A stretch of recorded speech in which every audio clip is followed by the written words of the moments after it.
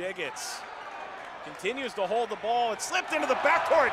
Nick Smith lays it in. Fourth in a row. Johnson inside. Stolen away by Chartouni. Diving to the floor. Rooms. Here's Chartouni in transition. Severe. Even midway through the second half.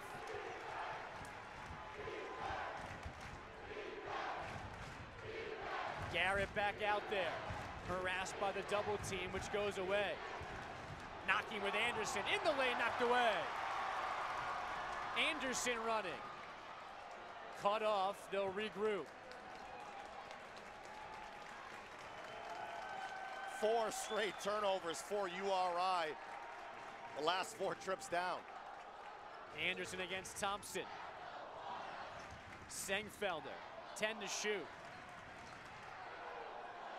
Rooms sets the pick.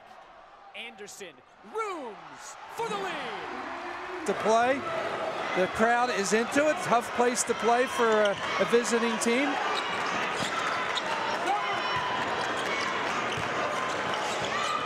Anderson breaks down Davis. Chartouni. Anderson now buries it. 3. Here he comes around Rooms. Block shot for the senior. Anderson the other way. Zarkovic wide open, and Fordham with its game at the Maui Invitational. 5 turnovers for him as well. Sengfelder pulls up, lobs it. Gibbs is certainly putting on a terrific show in this game. 12 points. And you can see very quickly just how good he is. Chartouni scores. Well, I think strategically they're more comfortable with what they're doing right now. Rooms. Good spot. Sengfelder. So Mandel Thomas will run the point for the Rams in this 3-guard set.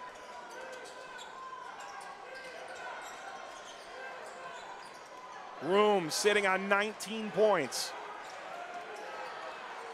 Thomas around the screen to the basket. Oh, what a dunk! He's play, and now he's being, counted on to give them points and rebounds, and there are going to be nights where he's going to struggle to do that for them. And the Johnnies losing 3 of their top 50 scorers all time. Sengfelder to the rack. Turnovers. You think of ECU as forcing turnovers under Shaka Smart, and last year where West Virginia went to the press Virginia creating numbers. EKU's numbers equally as devastating, and this Fordham team, part of the reason they've had a resurgence is their commitment to defense. No question, Jason. The thing that was most surprising to me, look at the stats, was the number of steals they have per game. 10. To take the lead, Fordham has responded. Anderson inside! Oh! Antoine! Anderson 9 points, 4 boards. Zarkovic pulled down by Sengfelder. Nearly lost it. And Fordham a fresh shot clock.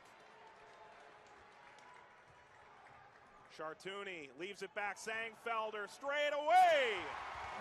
So it's a bad day across the board for Jared Terrell so far. Still 8-10 to go for him to put his mark on this one. Anderson spinning and kicking. Sengfelder 2 in a row. And now Jeff Neubauer calls the play, doesn't use a timeout. Here we go. Anderson around the Sengfelder screen with 6. Anderson in the lane. Anderson to spin and 1. Wow. Now they're able to make those direct post feeds, really starting to wear this Colonel's team down.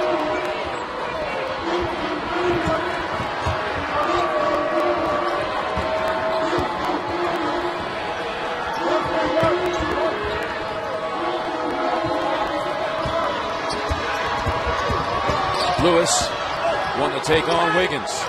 Waiting, and working it back outside. Terrius Johnson hits a 3. And the interesting thing right now, Jim, even though it feels like Kansas is in total control, it's a 4-point game. That's right. It's not out of the realm of possibility for Eastern Kentucky. Really led almost the entire first half, and that pass was never touched, but they may have a foul call underneath. And that's going to be a call against Stutz. Yeah, it wasn't touched because Stutz didn't allow the release by Black on that pass. Actually, a really good decision here by Selden. You see how he just held him there, didn't allow him to release towards the basketball. Good call by the official. No Kansas turnovers in the last 10 minutes of action. Going back to the first half as Wiggins finds Black open. And it's going to be called on Wiggins. And there's your turnover. Yeah. Right on cue. And, you know, one of the reasons that happens is because Eastern Kentucky really hasn't changed their defense. And so you get a cadence, if you will, and a feel for what they're doing, which allows you to be more comfortable with the attack. That's why you see teams oftentimes switching their defenses up. You want to make the offense think, not allow them to play off of instinct. Second on Wiggins. Good job by Stutz holding his ground on that one to draw it.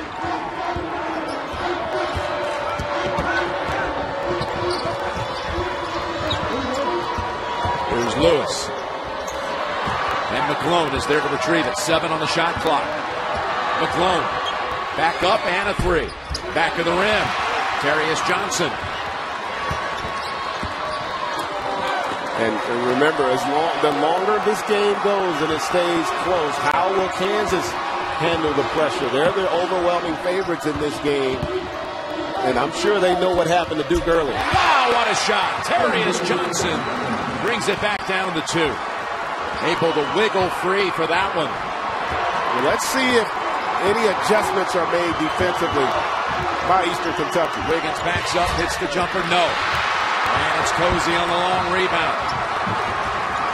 So a little flurry now by the Colonels. Bounce pass, Stutz, and this game is tied. It's tied at 45, a 7-point run.